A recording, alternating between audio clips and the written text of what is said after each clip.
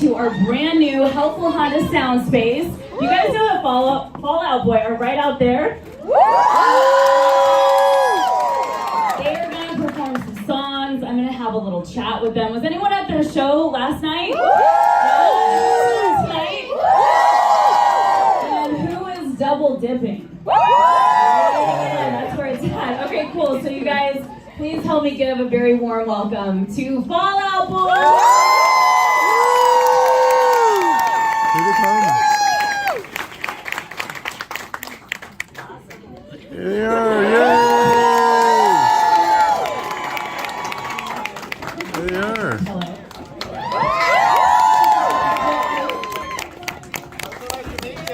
Oh, I know that guy. He's the gladiator. We're all here. How are you feeling today? Are you tired from the show last night? Yeah? And you gotta do it again and you gotta play today. Well, we really appreciate you guys being here. Thank you so much. So how was the show last night? It was awesome. It was great. Yeah. So Pete, I have to ask you about your guitar with the flames coming out the top. Have you ever singed your hair at any point?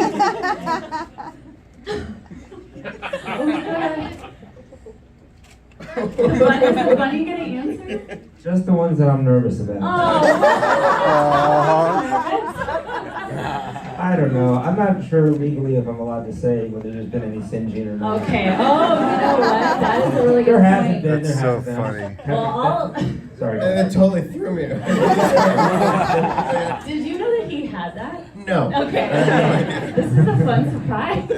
Yes. Do you pull that out whenever you get nervous in conversation in general? It's a new thing, but Okay.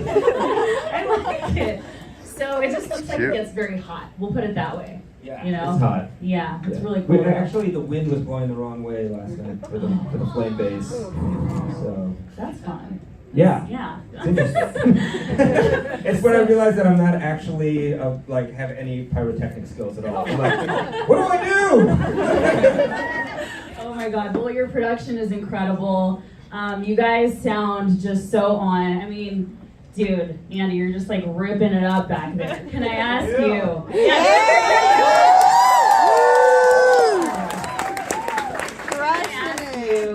Is there a song or a band that you like to listen to? Like, do you throw on some Metallica and just get a little pumped up before? Yep. Is it? Did I guess? No, it's Cannibal Corpse right now. Oh, Yeah.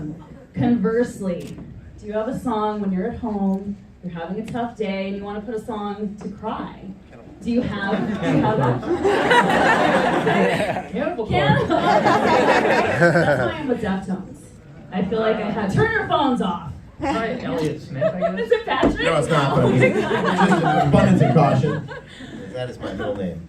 Oh my gosh. Well, on Saturday night in Chula Vista, where I used to work at the BJ's down there, you guys, okay? I was slinging Pazookies, thank you. So Mikey Way came out to join you guys for a song. Yeah, give it up for Mikey Way. So you guys have probably been friends with them for a really long time, yeah? Can you give us a K-Rock exclusive of saying that maybe you guys are going to go on tour together? Fall Out Boy, My Chemical Romance 2024? Yeah. Whenever we say anything about any of these things, people are like, they're lying. No, tell the truth. They're lying. No, I We're gonna let have the no rabbit answer. I think it's wishful thinking, you know? And maybe we can manifest it into reality. We love them. We think they're very cool. So. Yeah. All right, so much for Stardust. Wow. Give it up for the album. I was talking to some fans and they said that this album was just you guys perfectly wrapping up all of your eras and then putting it in this album, but also like the evolution. So did you guys start writing this while you were on the Hella Mega tour? No. Okay. Well, sort of. I guess. Well, Hell Mega was weird because it got broken up so much because of COVID. But really, we had. What was COVID again? I don't remember. I noticed it was unmentioned in your song. Yeah, But I mean, so Hell Mega was this weird experience where it was like periodically we would be like trapped in, you know, our houses, and then you would go out in the world and then go back, you know. It wasn't like our normal touring recording schedule and everything. So, but when we had like one song, and I think it was, gosh, what's the name of it? You always rename the songs and then I don't know what to call them. What's the demo name? Is it Flu Game? I think it was Flu Game. I think we went in. We had one song, and we were like, we like this. This sounds like a record, and we played it for Neil Avron, who I didn't know if he was going to do a record. He doesn't really produce anymore. He's winning Grammys as a mixer, so so he's busy, and he's like, okay, I'll do it, and that was kind of it. And we kind of started from there. That's so awesome. And what did you feel like Neil was going to be able to bring back to doing this new album? Neil is just really meticulous, and he spends, you know, he spends all of the important time, but it's a lot of time. Like, you know, when you go in with Neil, like you are going to break down every molecule of that song, and he does not play around. He's the sweetest guy in the world, but it's more like you'll play him something, you'll be like almost done, and it'll be like, what about this word? Do you like this word? You know, and like, and it's always everything. Like he said, you said the first thing he said to us when he called you, or when we were talking, it's like, so what's Fall Out Boy gonna be singing about? Oh yeah, he like we were in the room and he turned around and it was like, oh yeah, he turned the chair. A fever dream where like an owl's looking at your face. What will the songs be about? And I was like, it was a macro dose. That's when you knew it was really serious. Neil was very cool. He was like, the first thing he said to me was, this cannot be a throwback record. And then I thought that was, you know, he had me a little bit. Yeah. Well, you know, the first time I listened to the album, I just thought, these guys are having a blast. It just feels like you guys are just having so much fun. So, did you guys record it here in LA? So are you guys actually having fun? Great question. Rabbit? No, puppets, you don't have to do your face. Just the hand part. I think I read a quote in the very beginning when you guys were getting together, and you said, you know, we just wanted to lock ourselves up in a room and, you know, just go back to basics. Is that sort of what happened? Sort of. I mean, yeah, kind of in the way that there was a thing where we used to just, I don't know, throw ideas at the wall, and and that process takes a long time, you know. And so, like, there's just things on that record that we wouldn't get to do. Like, so Butch Walker, amazing producer, and we had a great experience with him also on Say Rock and Roll. But he's very fast. He's incredibly fast. So you get in there, and by the end of the night, you might have that song, and that's what you hear. That's the finished thing. With Neil, we were able to keep throwing things around. So, like, for example, Fake Out, we kept trying to figure it out. And there's so many rules to being in a band where it's like, you know, you'll see like, oh, you know, when I see, sometimes I'll talk to people and they'll be like, oh, well, so he's the lead guitarist and you're the rhythm guitarist. And it's like, well, no, yes, but we also kind of figure our things out. Like, there was a Fake Out, we were almost done with that song and it just didn't make sense. We couldn't figure it out. And Joe goes in and he's like, give me a second. And he grabbed an acoustic guitar and he laid down rhythm guitar on both sides of the record. He did 2 passes of rhythm guitar. And it was like, and we both were, everyone in the room was like, oh, that's the song. You know, it just kind of like, it was those kind of moments that we wouldn't have gotten if we did the like really fast thing. Like being able to like really pour, or like Heaven, Iowa. That song we spent so much time. I mean, Joe and I would send just layers of things back. We spent so much time just doing every conceivable noise that we could get out of a guitar, and then and then layering that as many times as we could. And we must have sent Neil like, I have no idea how many tracks of guitar. I sent many emails that said sorry. But you know, you want to get it right, obviously, and you didn't feel like you were under a time crunch. You felt like you could really just take your time to do this. Yeah, there was no, and it's also like no real like. But by that point, we had taken so like too long, you know, for a record. So people stopped asking, you know.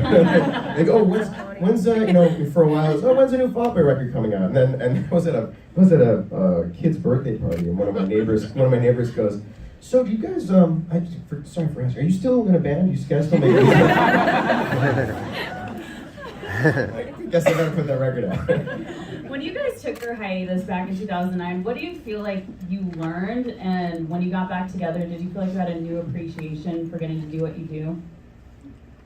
Yeah, I think so. I mean, I think that there's a danger when you're going, like, you know, like you're doing going all these crazy places, but then it becomes kind of monotonous because you just go to like an airport and then like into the hotel, and then you sometimes like find yourself like you're in Tokyo and you're just like sitting in your hotel room instead of experiencing the culture or something. And I think that taking the time off let you really appreciate it when you came back to it, and I think appreciate each other as more grown up people. I also want to say, I don't know, this is like such a weird thing, but like it just irks me because I'm scaring the bunny.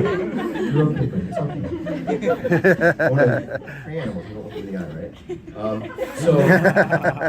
right? So one thing about the hiatus thing is that like, it drives me nuts because I do think that there's definitely like a line in the sand where like we, you know, had certain things that sounds and things that we did before then and certain sounds and things we did after that. So I see it as that, but I kind of hate the hiatus as this thing of like, when you weren't a band, we were still a band. We were always a band, but like it drives me nuts thinking about like, you know, like there's this little period where it's like, oh, and you weren't a band. No, we absolutely were a band. We just had this moment, you know, where like, I don't know, a couple of us got married, and a couple of us, you know, moved, and a couple of us did records and stuff. It wasn't like it was just like we took a little vacation, but the band was still there. So it always, I don't know, for some reason it bugs me because it's like as if we weren't all consciously still thinking about the band and doing band, you know.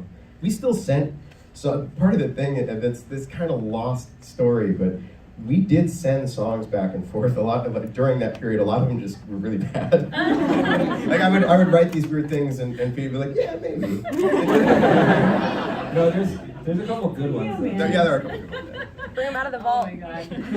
Well, you guys, you know, it's so important that you were living your lives. And like you said, it's like you can run into some really hard mental health stuff during that. And it's so good that you took that step back. Which also leads me to, Joe, I want to just, you know, say that I really respect the fact that you took a step away and you just said, hey, I need to really focus on my mental health and getting better. And I just want to ask how you're doing and how does it feel to be back playing shows again? Thanks for saying that. Feels good. I'm here.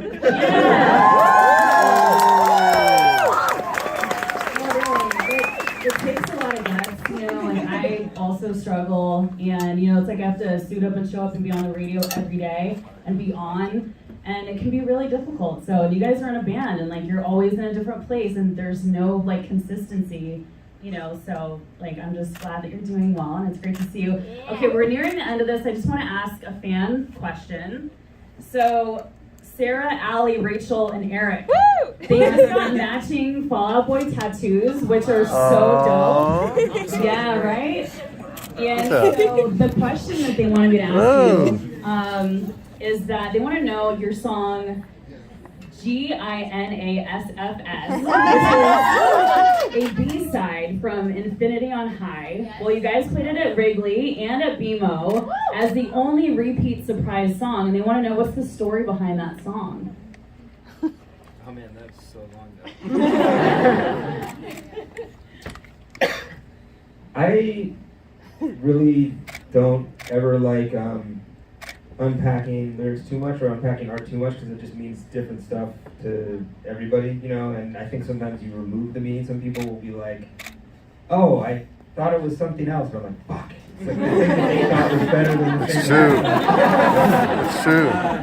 So, yeah, on that level, but I will say that for people who are going to multiple shows that like once a song gets out from the Magic 8 Ball, then it can get kind of played anywhere. So there will be, some of those songs will get repeated into the sets and stuff. So hopefully if you're coming to other shows, you'll see different stuff. Yeah. That was how I totally don't answer the question at all. Talk to the money! Is Skylar around here? Skylar makes bracelets, and she wanted to give you these bracelets. Yeah. Thank you. Yeah. So, Thank you. So thank you, Skylar. That's so awesome. cute. Obviously, your fans love you so much, and they just want to see you perform. So, He should have all. Lead Lead singer gets them all. So, all right, so they're gonna leave the stage. We're gonna clear the chairs and all that stuff, and then they're gonna perform some songs. So give it up for Paul. And thank you for being such a great audience. I love you. Thank you for listening to K-Rock. You guys are really the best. So thank you.